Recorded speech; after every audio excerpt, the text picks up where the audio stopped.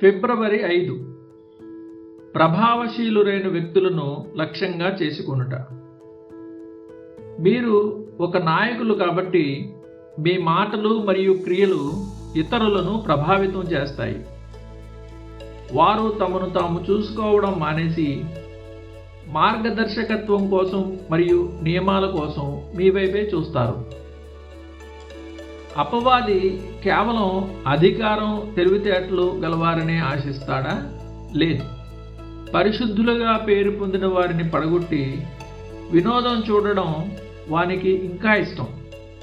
ఇతర పక్షులను వలలోకి ఆకర్షించడానికి రైతు ఎరగా ఉంచే బ్రతికున్న పక్షి ఎంత బాగా పనిచేస్తుందో సాతానుకు తెలుసు.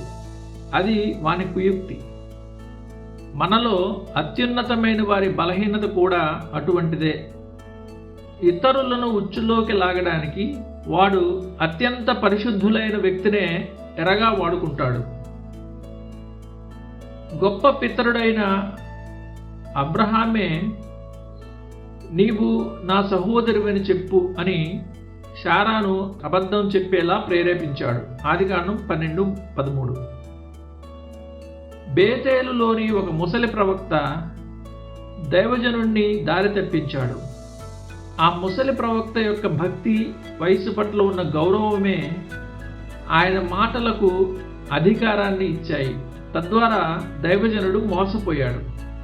రాజుల మొదటి గ్రంథం 13:18. దేవుని మార్గంలో సుదీర్ఘ ప్రయాణం చేసి సంఘంలో మంచి పేరు సంపాదించుకున్నవారు ఎంతో జాగ్రత్తగా ఉండాలి. మీ స్థాయి పెరిగే కొద్దీ ఇతరులు తమ వివేచన కంటే మీ ప్రవర్తననే ప్రామాణికంగా తీసుకుంటారు. సాతాను ఇప్పుడు అధికారులను ప్రభావితం చేయగల వ్యక్తులనే ఎంచుకుంటాడు. ఒక వ్యక్తి యొక్క కుటుంబ సభ్యులను లేదా స్నేహితులను వాడు తన వైపు తిప్పుకోగలిగితే అసలు లక్ష్యాన్ని చేరడం వానికి సులభం అవుతుంది. సాతాను యోబు భార్యను ప్రాణాలతో విడిచిపెట్టడానికి కారణం ఆమె చేతే దేవుని దూషించి మరణించు అనే విషపు పాత్రను యోబుకు అందించడానికి అని కొందరి అభిప్రాయం. నాబాలు చెబితే వినని మాటను దావీదు అబీగయీలు చెప్పగానే విన్నాడు.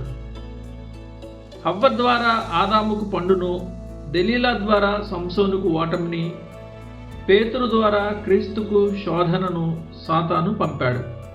చివరికి గొప్ప హతసాక్షులు కూడా ఏమని ఒప్పుకున్నారంటే, శత్రువులను ఎదిరించడం కంటే తమను వద్దని వారించే సొంత కుటుంబీకుల కన్నీళ్లను, ప్రేమపూర్వకమైన ప్రార్థనలను అధిగమించడమే అత్యంత కష్టమైన పని అని.